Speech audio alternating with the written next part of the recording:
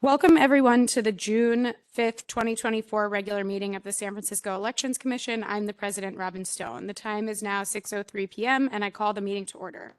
Before we proceed further, I would like to ask Commission Secretary Marisa Davis to briefly explain some procedures for participating in today's meeting. Thank you, President Stone. The minutes of this meeting will reflect that this meeting is being held in person at City Hall, room 416, 1 Dr. Carlton B. Goodlett Place in San Francisco, 94102, and remotely via WebEx. As authorized by the Elections Commission's February 15, 2023 vote, members of the public may attend the meeting to observe and provide public comment either at the physical meeting location or remotely. Details and instructions for participating remotely are listed on the Commission's website and on today's meeting agenda. Public comment will be available on each item on this agenda.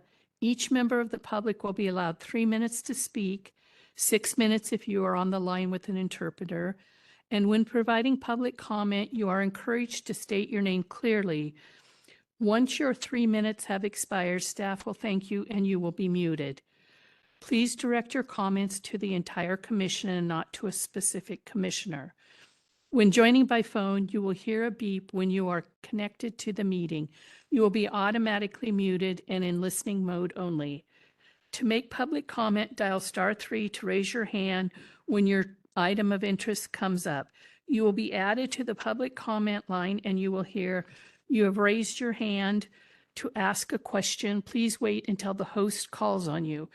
The line will be silent as you wait your turn to speak. If at any time you change your mind and wish to withdraw yourself from the public comment line, press *3 again, and you will hear the system say you have lowered your hand. When joining by WebEx or web browser, make sure the participant side panel is showing. At the bottom of the list of attendees is a small button or icon that looks like a hand. Press the hand icon to raise your hand. You will be unmuted when it is time for you to comment. When you are done with your comment, click the hand icon again to lower your hand. In addition to participating in real time, interested persons are encouraged to participate in this meeting by submitting public comment in writing by 12 noon on the day of the meeting to elections.commission@sfgov.org. It will be shared with the Commission after this meeting has concluded and will be included as part of the official meeting file. Thank you, President Stone. Thank you, Secretary Davis. Will you please proceed with item 1, Commission roll call? President Stone. Present. Vice President Parker. Here. Commissioner Bernholz. Here. Commissioner Dye. Here. Commissioner Lavolsi. Here. Commissioner Wong. You have 6 members Here. present. Sorry. And accounted for. You have your quorum. Thank you. The San Francisco Elections Commission acknowledges that we are on the unceded ancestral homeland of the Ramaytush Ohlone, who are the original inhabitants of the San Francisco Peninsula. As the indigenous stewards of this land and in accordance with their traditions, the Ramaytush Ohlone have never ceded, lost, nor forgotten their responsibilities as caretakers of this place, as well as for all peoples who reside in their traditional territory. As guests, we recognize that we benefit from living and working on their traditional homeland. We wish to pay our respects by acknowledging the ancestors and relatives of the Ramaytush community and affirming their sovereign rights as First Peoples. Closes agenda item number 1. We'll now move to agenda item number 2, general public comment. Public comment on any issue within the Elections Commission's general jurisdiction that is not covered by another item on this agenda. There are no hands raised.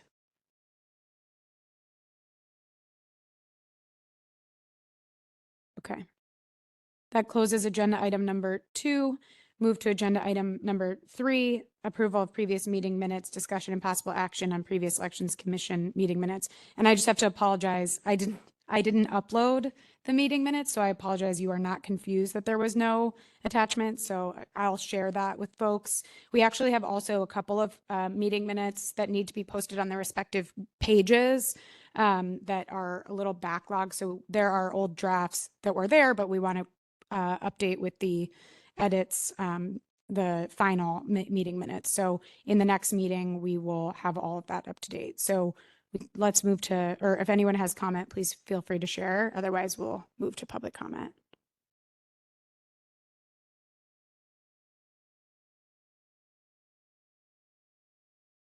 No Okay. public comment.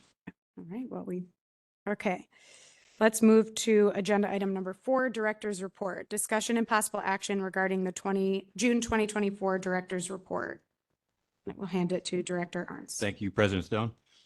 So just to highlight an item in the report, next Tuesday, June 11th is the deadline for candidates for mayor and board of supervisors to file nomination documents with the department to appear on the ballot in November. And the filing period for the other local offices will begin July 15th and end on August 9th.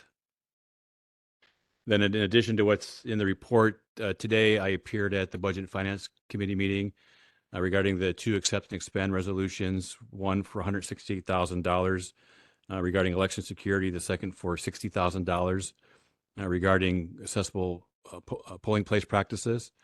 The committee recommended that both be approved at the full board next Tuesday.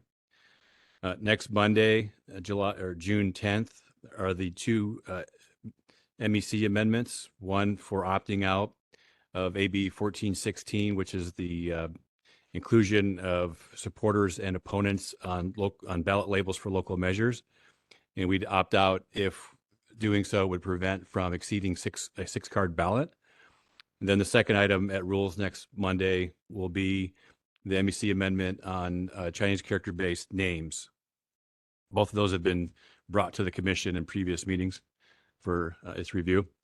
And then next Wednesday is the first budget and appropriation hearing for departments. And then the second hearing will occur on Friday, June 20th. So next Wednesday, which is what? 12th, 13th.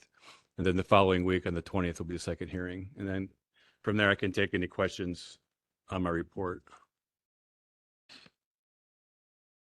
Thank you, Director Arntz, and appreciate the additional insight, notwithstanding that they've already come in front of the commission. Just helpful to know the updates. I will open it to commissioners.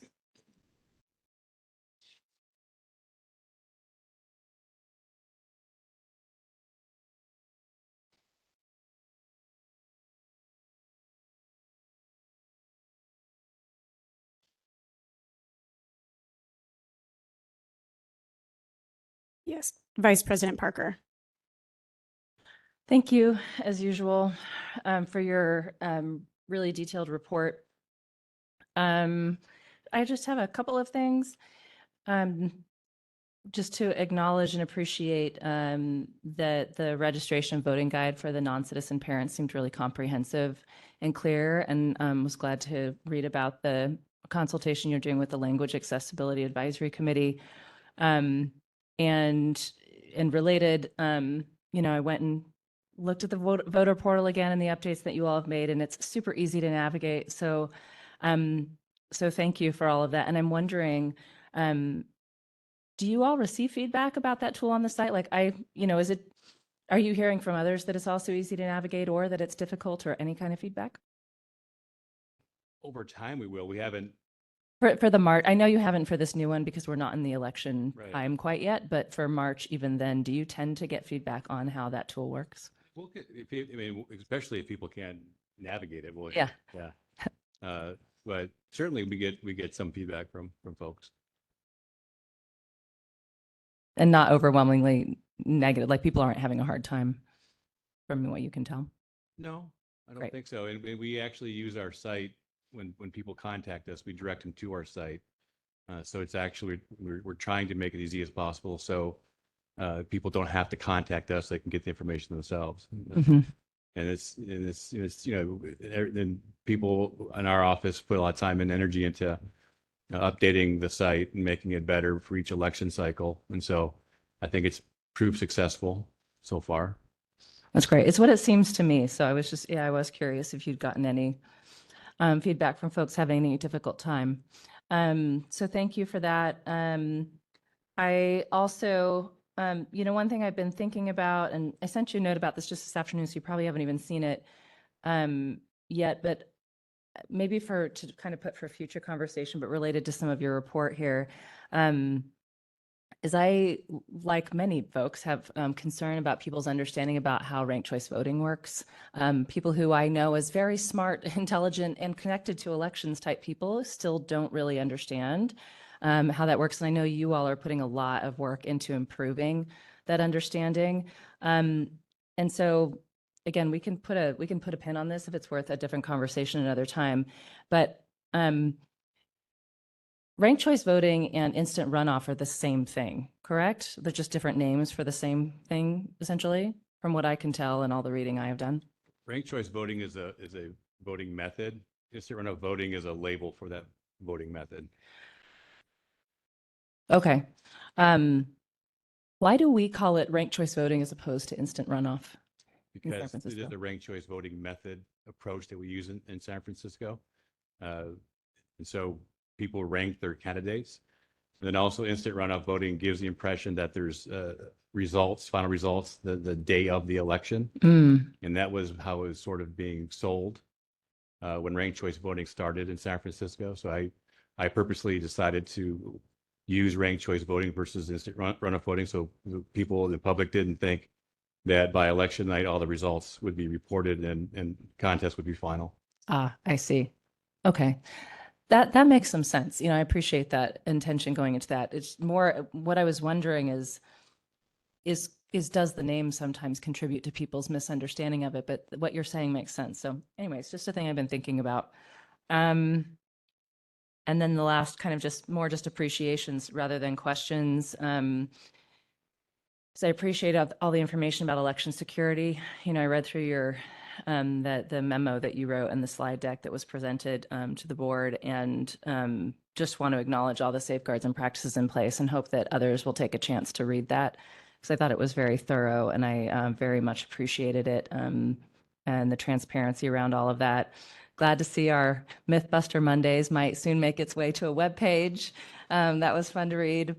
And then related to a comment you just made when you were introducing your report, is whether or not there were any other updates on the budget. Because I remember when we were talking about it before here, and then the BOPEC committee,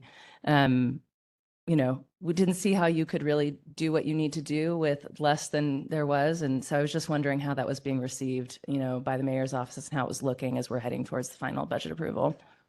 Yeah, we haven't really had many cuts from our budget, and from both the board and so far, or from the mayor and so far from the board. I don't know what will happen next week, but so far the board's budget analysts haven't come back and requested us to make cuts. And the commission's funding for its archiving of its materials remains in the budget as well. So at this point, both the mayor's office and so far the board, budget, legislative analyst offices really haven't taken much from our budget. Okay, that's great to hear. That's all from me. Thanks. Thank you, Vice President Parker. Commissioner Wong? Thank you. Yeah, same here. I really am excited to see all these amazing updates, including upgrading the voter portal, enhancing the contents of the election security content is really helpful, and also obtaining the new domain to make it looking more official. And I think that's very smart and helpful. So really happy to see all this administrative upgrade going into the presidential election in November. And I didn't end up attending the Language Accessibility Advisory Committee meetings because of meeting conflicts, but I plan to review the meeting, and if there's anything interesting, I will report back to the commission next month. But I hope it went well. So excited to review that. And I do have one clarifying questions on Section 2DII that you talked about outreach staff kind of finalizing the multilingual presentation on non-citizen voting, even though you still advise people to, basically ask personal questions to immigration attorneys It said it also explained how the information provided on the NCV registration form can or cannot be used. And I just wonder what that means exactly on like what kind of information can or cannot be used. Section 2 DII. Just to clarify what that information refer to. So the second part of that, the information, it's confidential unless there's unless it's requested under limited and released under limited conditions. So that's the explanation. Okay. And on the first, do you have a question on the first part as well? Mostly, so I understand that highlighting the positive and recent changes to the naturalization form, that part, I understood that as what you already laid out on the webpage, that they can answer the question about whether or not they ever voted or registered to vote. The answer to that could be no. That is already put it on the website. That's why I was wondering more about the first part of it, or what kind of information can or cannot be used on the NCV registration form.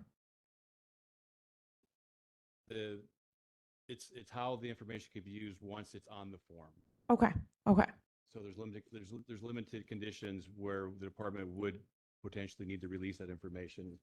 Release the information. Right. Okay. Okay. Interesting to know. Yeah.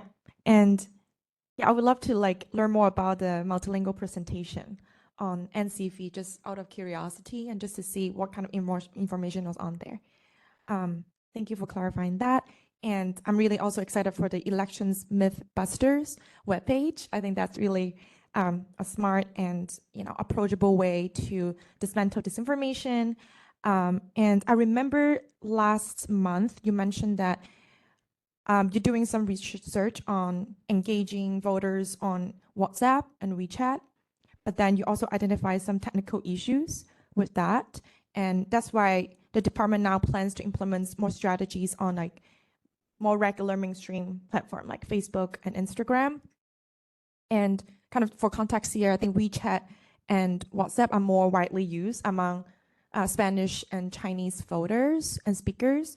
So I think it's important, it's really important to engage that, but I also recognize the technical issues and privacy issue.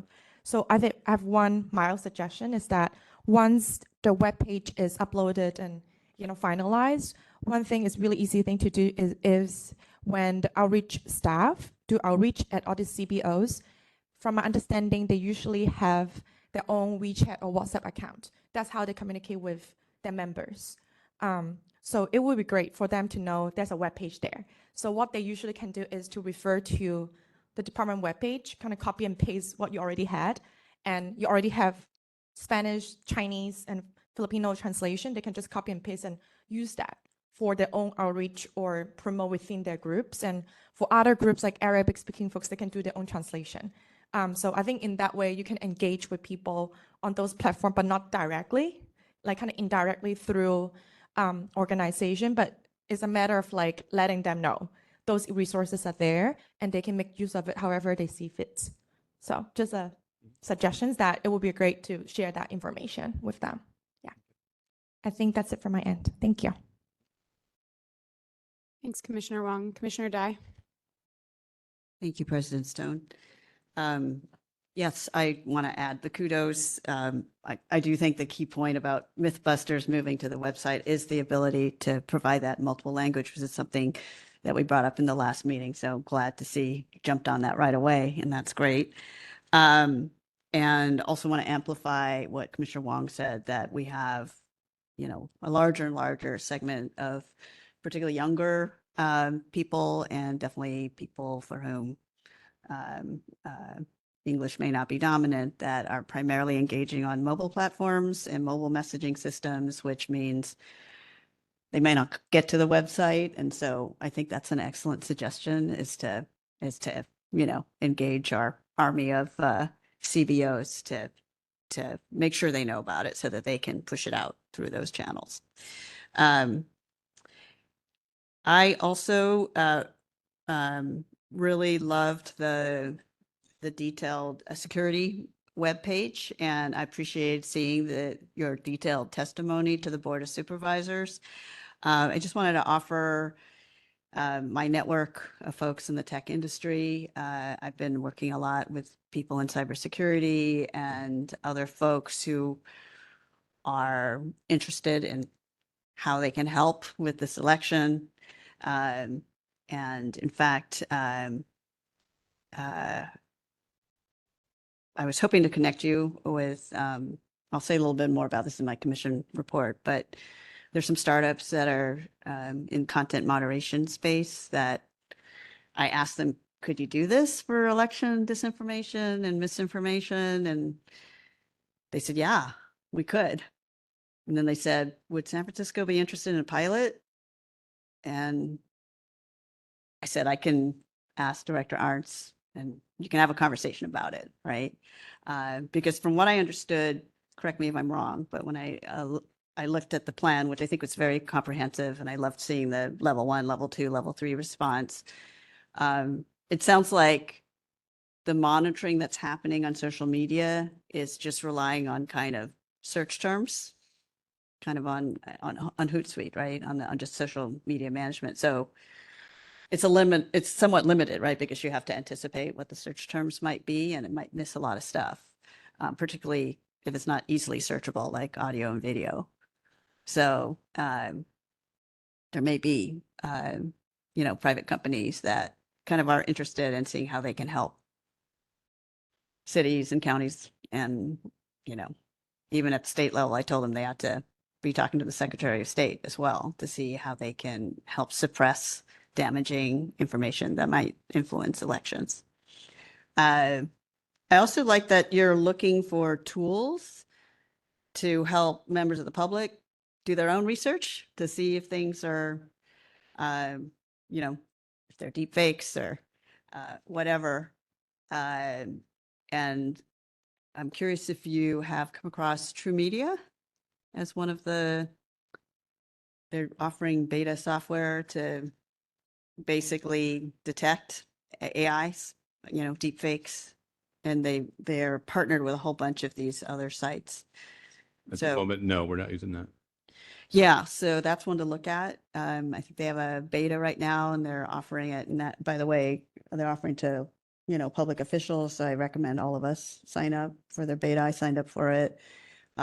Government officials, academics, it's, and they link to a bunch of other tools that are kind of doing it on their own. So there's one called AI or not. You can drop a file in there and it will tell you, if it's likely AI or not. Believe me, I've as a teacher, I've been fighting ChatGPT with my students, and the writing is like, was this generated by AI or not, right? So it's a common problem. So I would love to, continue to work with you and, connect you with folks in the tech industry who might be able to help us solve this, because it's just a tsunami of things that may happen. And if we can figure out how to take advantage, they're trying to develop new products and services, and if we can work with them to help them test that out, and it helps the department. So just wanted to mention that. And also just to kind of follow up on on Vice President Parker's comment on ranked choice voting. I loved hearing your explanation, because I did notice that it used to be instant runoff, and all of a sudden it started being called RCV. And I didn't know if it was just because RCV is, I think, become more widely known as it's gained prominence in other cities and counties. And it's like now in 90 universities, it's used by student governments a lot. But yeah, instant runoff was what was used to sell it to San Francisco voters. I remember it distinctly. I remember voting for it. And yeah, I was always curious, like, why did we switch from that to ranked choice voting? And, I kind of saw the instant runoff as marketing messaging.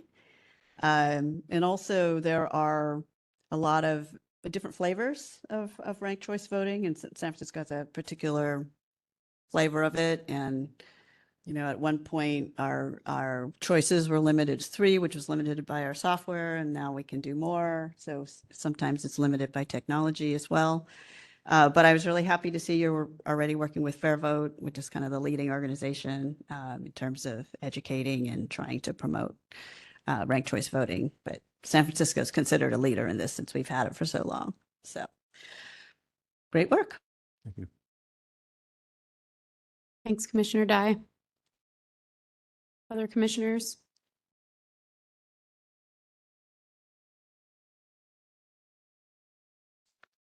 Okay. I just had a couple of questions. Thanks for the great work in the report, as usual. I just had 2 questions. One about something you brought up in your opening comments, which was AB 1416. I was just wondering how it's going in terms of the length of the ballot at this point. I mean, I know we still have some time, but is it looking, where are we at? We don't know. There's still another month, Right. 6 weeks of time prior to the deadlines occurring for the submission of measures to the department. And all the measures haven't even gone to committee yet at the board level. So we don't even have we don't have an estimate yet of what could be Yeah. on the ballot. Yeah, it's less for us to intervene. It's more just out of concern with the department having to manage, even without the opt-in, opt-out conversation, just out of concern for what you all will have to manage if already it's going to be at 7 cards. So I'm sure you are all planning ahead for that. Yeah, just curiosity. I think I've been asking about that almost every month now.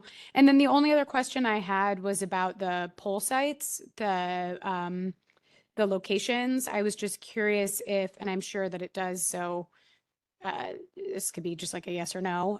If you want the locations, picking the ones from the primary or past years, do you use the surveys that you offer to poll workers after their day of service? Do you use feedback from that to inform whether or not you pick a site again? Not to say it would have, full impact on the decision, but do you also weigh the impact of poll worker feedback on the sites that you pick? Yes. Awesome. Thank you. I just wanted to confirm. Thank you for all the work. That's it for me. Yes, Commissioner Bernholz. Thank you, President Stone, and thanks, Director Arntz. It's a fabulous report.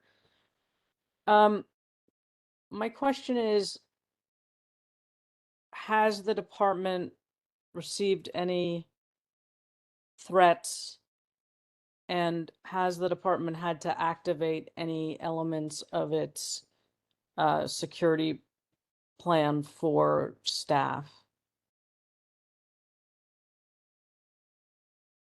You mean ever? In the last month? Oh, no, we've not. Last month, we've not received any threats. Thank you. Thank you, Commissioner Bernholz. If no one else would like to chime in, we will move to public comment.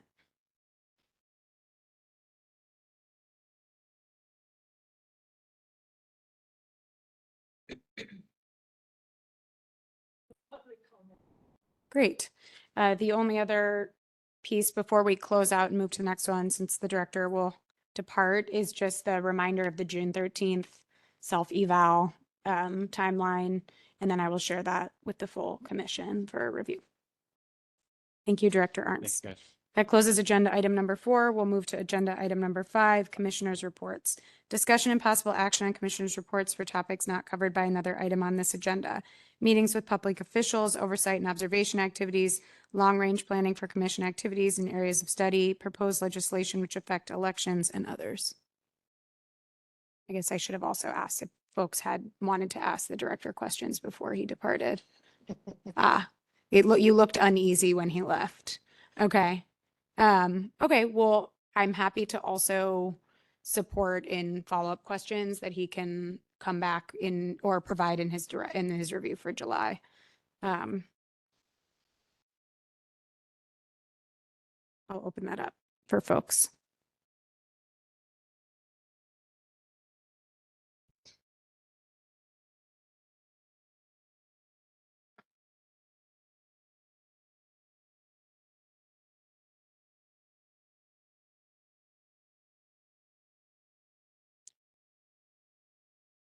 Commissioner Dye. Okay. Thank you, President Stone. Yeah, I was just going to follow up and mention that I had a chance to attend a conference at Stanford on was labeled as competition in AI. Ended up being a pretty interesting conference. And of course, AI and democracy came up. And that is when I had the opportunity to meet with some companies, including this one that does content moderation for most of the big social media platforms, and broach this question with them. Would you be interested in extending that, like not just taking off, child pornography and some of the other stuff that, is, clearly illegal that the social media platforms are willing to pay for, but also election disinformation and misinformation, which, although in the 2020 election, a lot of the social media platforms, agreed to label misleading content and actually counter some of those. It does seem like the major social media platforms have pulled back from that in this upcoming election. And so the question is, can we, engage some of these companies that have these technical capabilities to, provide these services in other ways?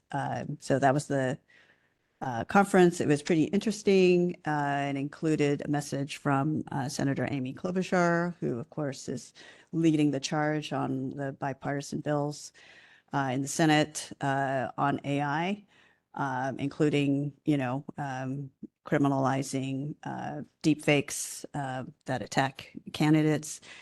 There is she's making the rounds. She's actually addressing another organization I'm part of called Business for America that tries to engage public sector companies to use their platforms to educate their employees. So I think that's great. I had a chance also, Common Cause California had put on a webinar interviewing the former registrar for Shasta County, who led the election administration officials for Association for California. And it was actually really interesting to kind of hear the change in what it's been like to be an election administrator in the last, 4 years, how that has changed. I think it was recorded, and if I get the link to that, I'll share it around for the other commissioners to listen to. But she talked about how in the past they really had to recruit people to observe, and now they have to deal with all these observers like trying to film them and doing other things that are actually illegal, and accusing them of all kinds of things. So it's like a pretty interesting picture of how things have changed in a relatively short amount of time as norms have changed. So just thought that would be interesting to share with the rest of the commission. And then I mentioned this as I came in to some of the commissioners who arrived early, but I wanted to invite any other commissioners who are interested in being a guest with me at a Harvard Kennedy School event that will be on media and the U.S. 2024 election that will feature Professor Nancy Gibbs, who used to be the editor-in-chief of Time. So anyone who's interested, just let me know if you might be available on the 11th at 5:30. It's an in-person event in San Francisco. That's it. Thank you, Commissioner Dye. Was the Shasta County, was it the election administrator who just left? Yeah, she's had a very tough go. Yeah, she Very retired, and Common Cause California actually gave her a Democracy Hero Award at the end of Yeah. the webinar to thank her for everything that she's done. And she was also amazingly encouraging and upbeat when there were questions about what will you say to someone who wants to go into election administration today? Because obviously there's been a huge turnover because of the flack that a lot of election administration officials have been receiving. And she was still, really pumped up and still had positive things to say about why you should still go into it. So kind of amazing.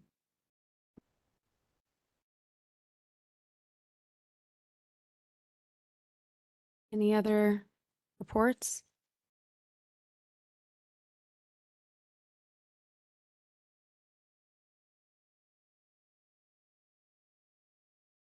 Thank you, Commissioner Dye, for the very robust report. Let's move to public comment.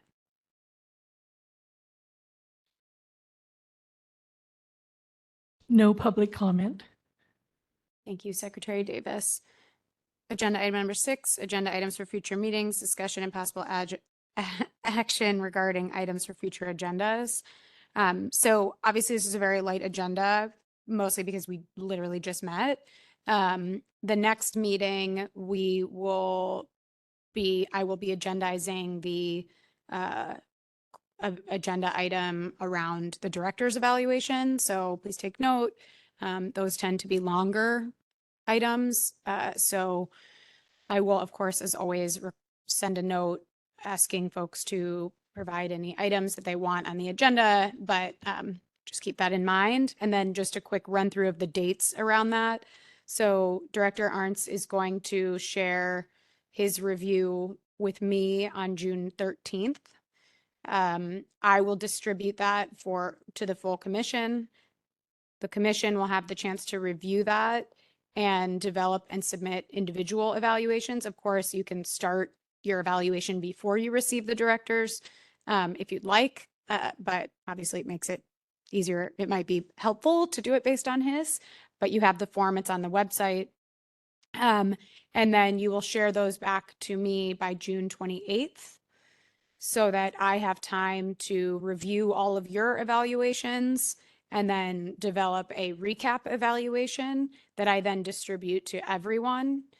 So just to make sure that's very clear, you will all develop individual ones. You'll send them individually to me. I will review everyone's individual evaluations. I will then synthesize into a recap evaluation, and I will share everyone's back in addition to the recap. So you'll have the chance to read all of them and see how I summarized it or not. And then I will share that ahead of the meeting for you to review on July 12th. And then I will have that agendized for July 17th for us to discuss in closed session. And then, of course, once the discussion is over, we'll share that with the director. So I just wanted to recap that.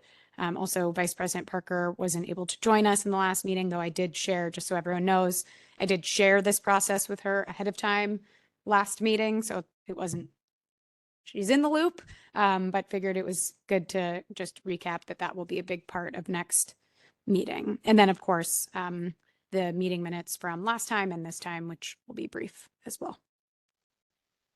Anything else on this before we move to public comment?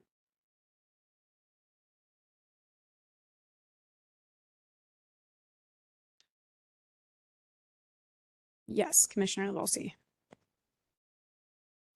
So you need our individual reviews before June 30th, correct? June 28th. Before June 28th. Okay. June 28th is the deadline. Yeah. Okay. Thanks. Yep.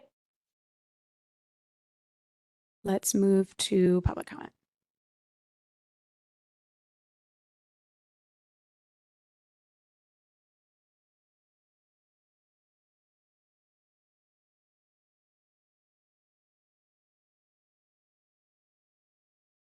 No public comment. Thank you, Secretary Davis. The time is 6:42 p.m. and the meeting is adjourned. Thanks, Lucy.